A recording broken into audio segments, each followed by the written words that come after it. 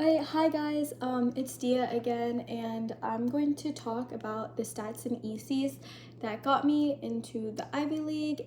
Okay, so I'm not going to make this intro very long because let's just get right into it.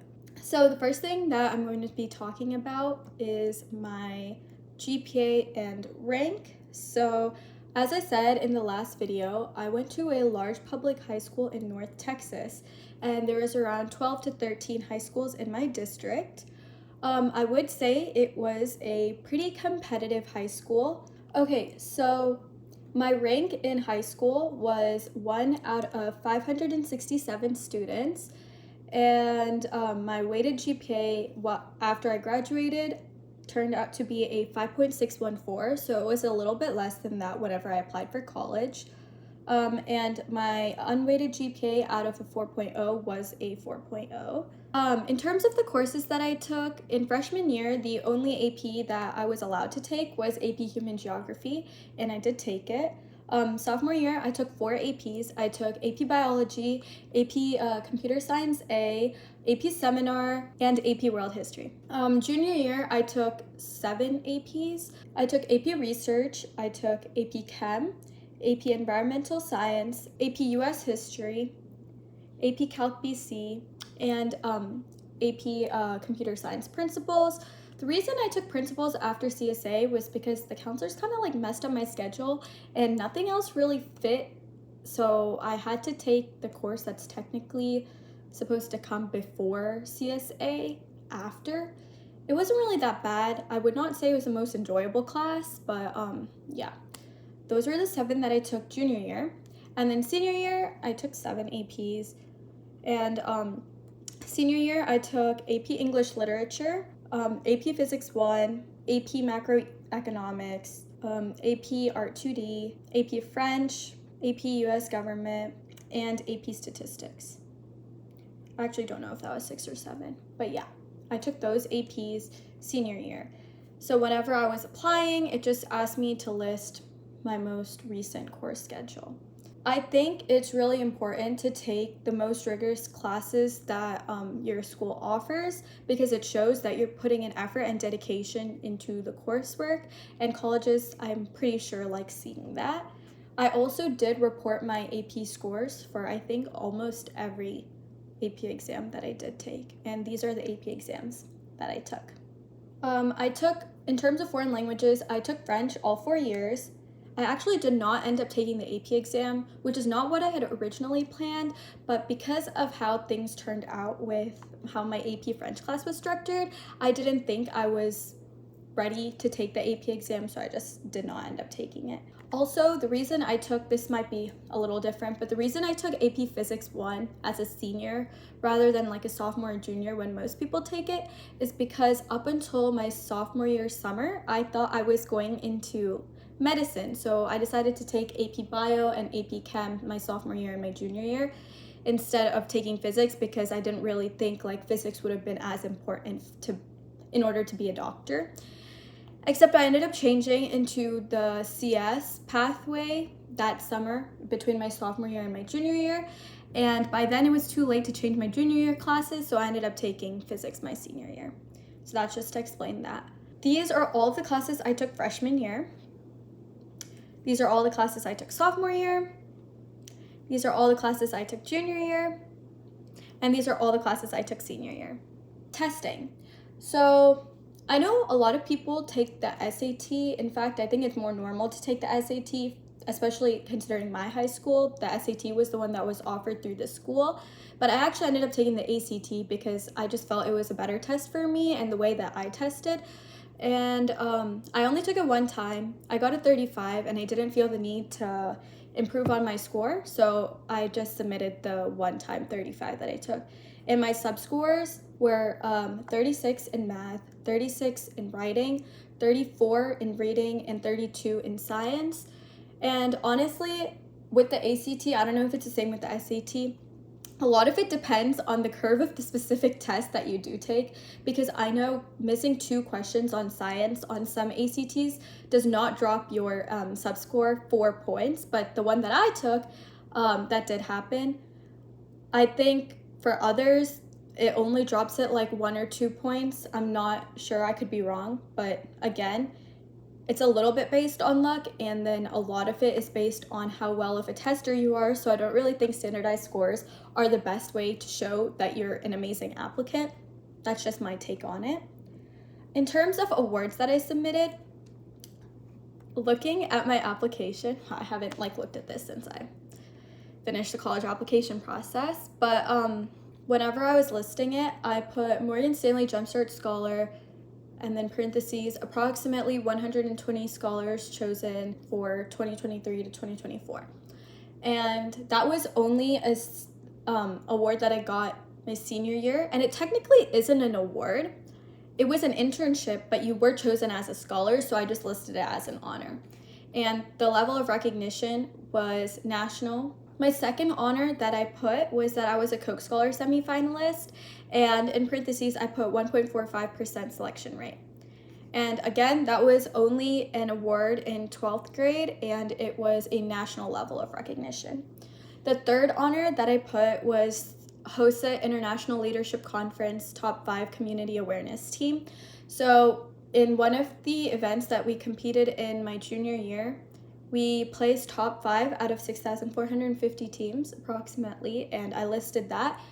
Grade level 11, levels of recognition, school, state, regional, and international. So you can check multiple for that one.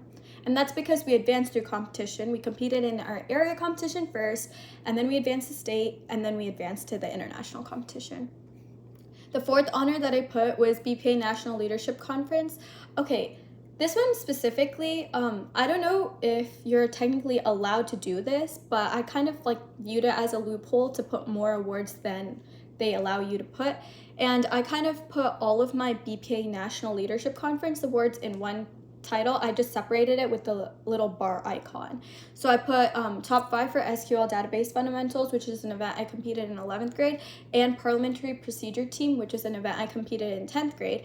And since I made it to the National Leadership Conference and placed top 5 for both of those years, I checked 10 and 11, and then level of recognition, I put school, state and regional, and national.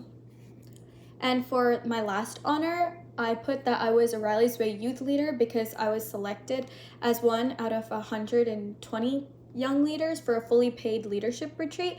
And once again, that was something that I got selected for senior year. So I put 12, and I put level of recognition national because kids were chosen from all over the country. I would say for a lot of people, many of their honors do actually come from their later years of high school rather than their beginning years of high school. I'm not sure if colleges check for a variety of whether you did more stuff freshman year or sophomore year, but literally I think 4 out of my 5 awards were from senior year. So yeah, those were my honors. Okay. For my ECs, I'm going to give very broad descriptions for each of them because I truly believe every single person's college application process is really different, and there is not one recipe that will let you get into one college. And you guys have probably heard this multiple times before, so you'll understand why I'm just going to give a broad overview for each of my ECs. The number 1 EC that I put was this nonprofit that I started with 3 of my friends. We started it sophomore year, and it grew to be really big, and it's called Care for Kiddos. I can plug it in the YouTube bio if you want to go check it out. Right now, we're currently working on restructuring our leadership plan for the organization, and that will be out soon. But that's the number 1 EC that I put, and then the description. The second EC that I put was this independent research project I did that was mentored by a professor at the University of California in Santa Cruz. And that's something I can talk more about, getting research opportunities or how to pitch a research opportunity if you want in a different video. But that one was one of my most favorite research projects that I've done throughout high school, and I really enjoyed it. It also really connected to the nonprofit that I was working on, so I listed that. My third activity was that I was the president and a global champion in Destination Imagination. I'm not sure if you guys have heard of the organization, but it's basically a creative STEAM competition. You focus on all aspects of science, technology, engineering, art, and math. And it's kind of like a theater improv performance. I competed in the improv competition 13 years, so I of course had to list that, and I listed everything that I did as president of the junior board for that organization. The fourth extracurricular that I put down was that I was a national competitor and champion for Business Professionals of America, and then I listed kind of what I did in the organization. My fifth activity was an internship, and that's a research internship that I did under one of the professors at UT Austin. Again, for the description, I just listed exactly, very specifically, so that colleges do know that you are not making this stuff up, which is something I very, very, very strongly advise against, because I just don't think that it's worth lying and screwing up and what could have been an otherwise like amazing application. So that's just my take on that. I forgot where I was going with that. The sixth EC that I put was that I was a member of my dance school's senior most dance team. I've done dance for 13 years, traditional Indian dance, and in a couple of those years, I've participated, and in one of them helped lead and organize this dance show that we did that raised money for diabetes research. So of course, a major part of college applications is figuring out how to word everything that you've done in the character limit that they give you. So that's I would say that's like one of the most difficult things that I found throughout the whole process, mostly because I went back and revised and edited my descriptions for each extracurricular so many times. I even edited it after a couple applications. So a lot of my applications had minor differences between them. The seventh EC that I put was that I helped other students create their own nonprofits or chapters of nonprofits. And of course, put the description for that. My eighth EC was another independent research project that I did. This one wasn't as important to me as the other one, and it didn't have as much of an impact on my life. So I ended up putting this one towards the end of the 10 ECs that I listed, which yes, I do recommend listing them in order of importance. And I, again, use very specific terms whenever you're making the descriptions for these. I made sure to use lots of numerical stats and specifically detail out the words that are related to the research. My ninth EC was that I worked as a coding instructor at Code Ninjas, and then I explained that in the description. For all of these, by the way, they make you list what grade level that you completed all of these in, and the timing of participation, whether it was during the school year, during school break, or all year long. The 10th EC that I put was community service, and it was the fact that I was a STEM student guide for a volunteer organization, and I served as a student instructor for around 100 plus kids in 7 summer camps. And that was the very last EC I put. I think for me, whenever I was first figuring out which extracurriculars I actually wanted to list on the application, the 9th and 10th spot were left open, and I had around 5 or 6 ECs that I could have substituted in. At the end of the day, I wanted to show as much variety in my college application, so I ended up picking ones that showed that I did work throughout high school, and one that showed that I did do community service. I think specifically for the Coke application that I had to do, it asked you how many hours of community service you had total. So for that one, I actually listed the amount of hours, but I think in my college application process, that wasn't one of the questions that they asked. Okay, I had also said I would explain why I applied a different major to many different colleges. So for my college application process, it was a little bit complicated, a little bit different than most people, because most people just end up applying the same major to every single college that they apply to. As I had said before, until my sophomore year summer, I thought I was going to be a doctor. I genuinely thought I was going to go to undergrad, and I was going to go to med school, residency, the fellowship, literally everything. That did not end up happening. I ended up changing my mind my sophomore year summer. And by then, I had not only taken courses tailored towards the med field, but I had also started doing research and kind of a couple of extracurriculars that I was involved in were really like medically related. So I didn't want to completely let go of that because I realized like I still did aspire to do something in the healthcare field. So I started looking into CS, but with healthcare application. I don't know if that really makes sense.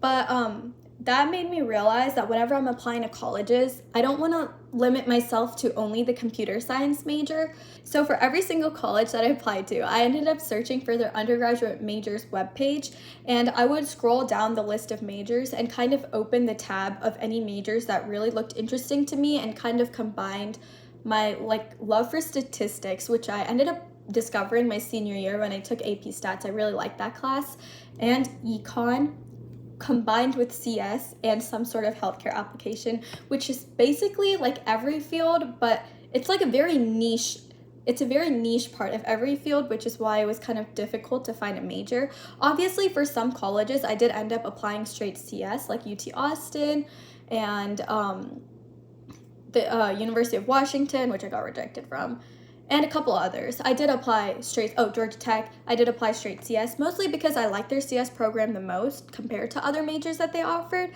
But for example, if you look at Dartmouth, I applied quantitative social science, which seems really complicated, but if you go and look at the major description that they have, it kind of has like everything I just described, a mix of economics and statistics and healthcare. Like you can use it to be applied in the healthcare field.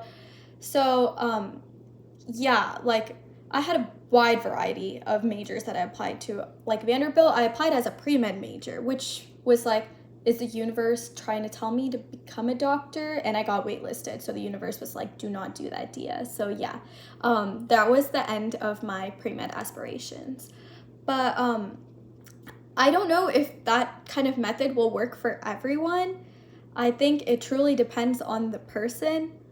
If you want to, I definitely recommend doing that exact same process, going through the majors for every single university. I think it's useful because then you can end up applying and explain more why you really like that major specifically, rather than just applying like straight business major, straight CS major. I like to talk about Dartmouth because that's one that's like really not an ordinary major, quantitative social science.